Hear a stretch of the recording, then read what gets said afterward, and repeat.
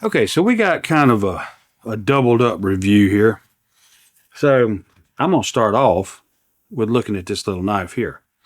So a friend of mine, if you'll remember here recently, or like 4 months ago or so, I borrowed a Benchmade Adira Water Series knife from a friend. He let me borrow it, and it is authentic. I've checked and looked into everything and compared it, and it is an authentic knife. I had someone say that it was not authentic because of the color, and the color is right.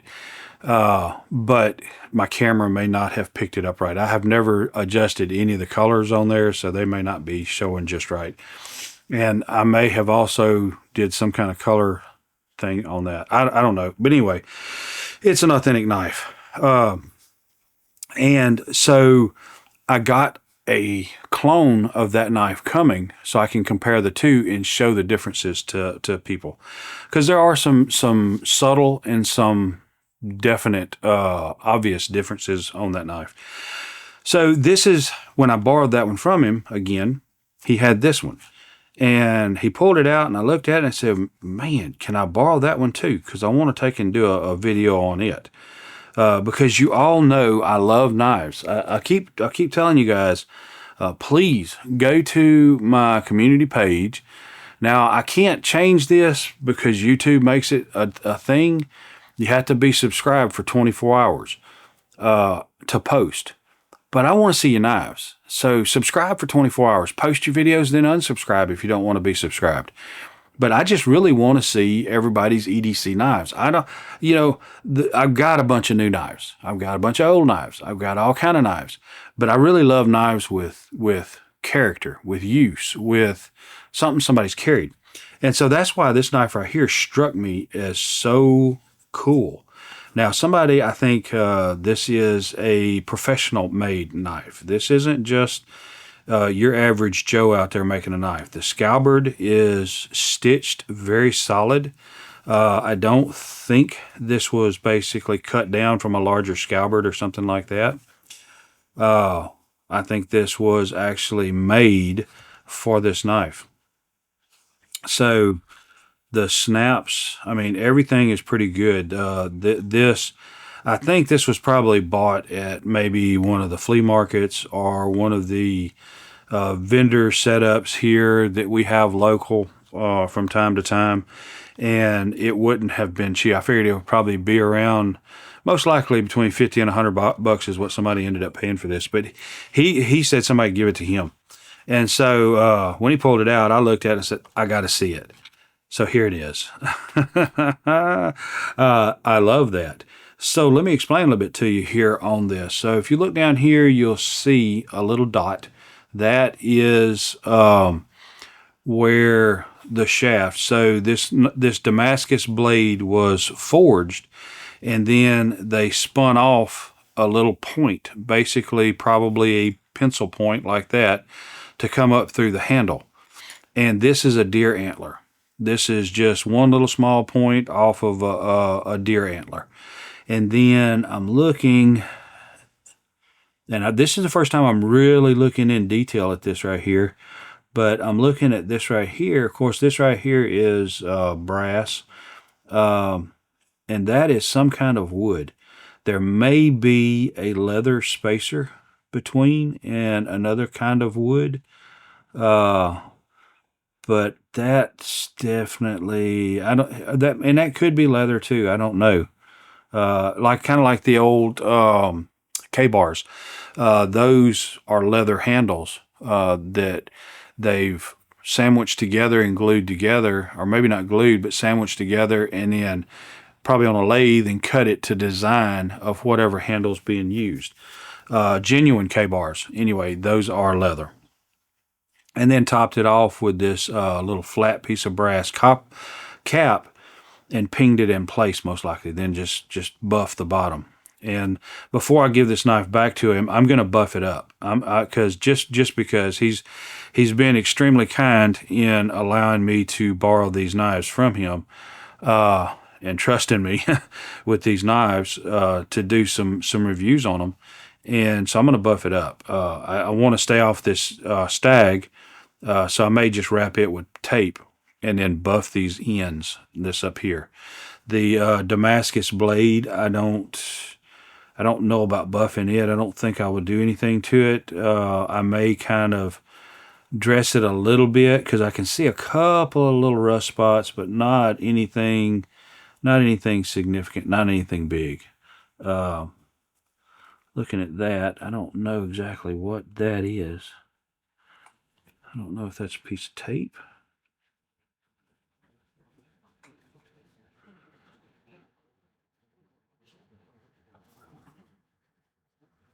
I don't really know. I can't tell. Doesn't go all the way through, so that might be some kind of proof mark of the maker or something. I don't know.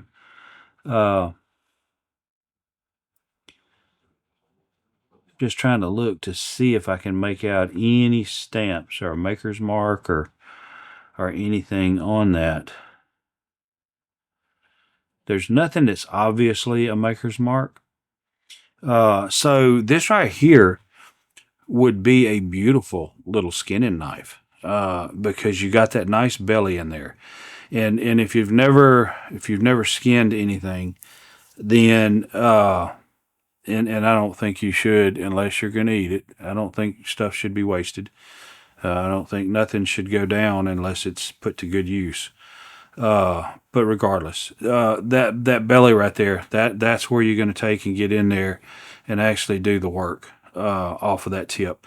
And I'll work the tip of a knife a whole lot to get detail. So I'm not cutting the hide or the muscle or anything like that.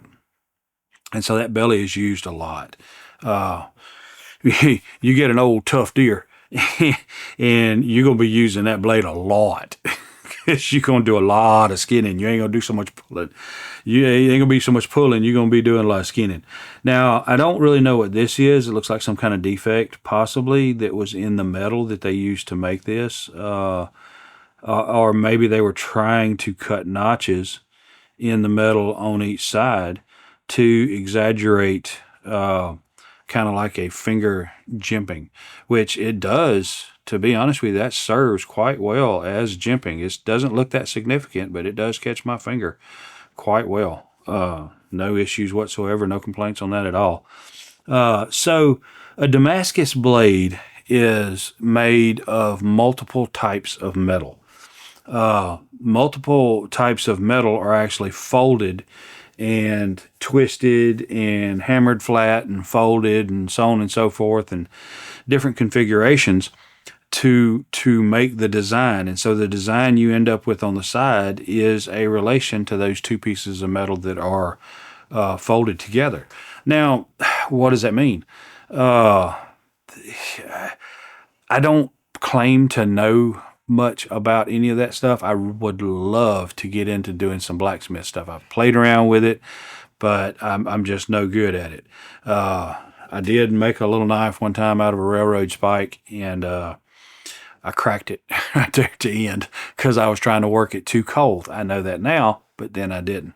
So what I'm thinking, Damascus steel is basically you've got one that is I'm just going to say a harder, stronger, tougher type metal with a weaker type metal or a carbon type metal or something that you can etch away. And so once you've taken and finished a Damascus blade, then you'll cut all these bevels, the flat spots, put all these shapes in it, cut all of this contours. You'll cut all that in there, and then you'll take that baby and you'll put it in whatever you're going to use to etch it. It might be, and I've heard of people etching knives and then putting them in coffee grounds, and there's a whole thing that I've watched on YouTube. I'm telling you, I watch YouTube. I don't watch TV. There's nothing good on TV, but there's a lot of good stuff on YouTube. And so I've seen them do a lot of different things. Most of them, you just see them put it in some kind of acid, leave it for a certain period of time, then wash it off, and there it is. You got a Damascus blade. But you don't really see the differences in these metals because it's all flat, smooth, and perfect. And right here, I can run my finger across there, and I can feel where some of the metal's been etched away in these darker grooves and everything. That is actually metal that's been etched away from the initial blade by that acid. And so I think one type of metal is resistant to the acid and the other type of metal is not resistant to the acid. And so when you stick it in there to etch it, you end up with this beautiful, beautiful looking blade. So this right here is a one of a kind. I mean, I don't see where you, and some people may make multiples of these like this. I don't know. I can't tell you that. But this right here, I don't think you're going to see two of them exactly the same. Correct me if I'm wrong. I mean, I may be all way out in left field, and you may be able to get knives exactly like this all day long. I don't know. But this little knife right here is amazing. I love it. To be honest, I would very much love to have this knife.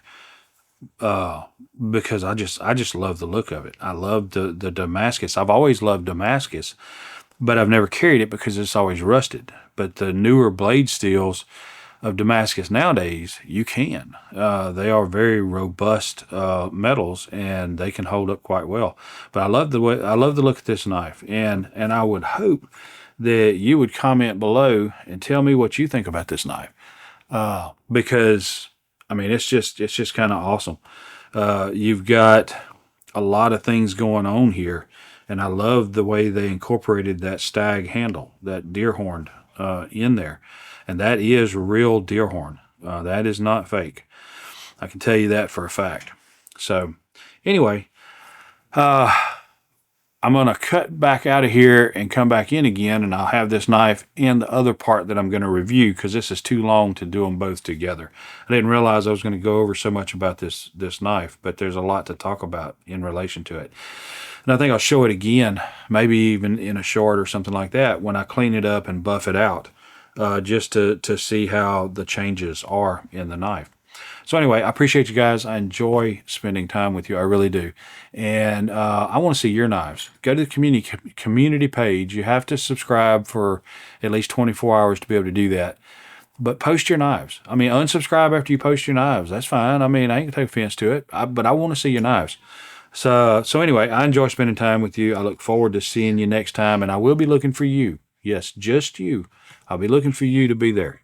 I thank you and I appreciate you. We'll see you then. Your time is very important to me, and I thank you for spending it here with me. Thanks, and God bless.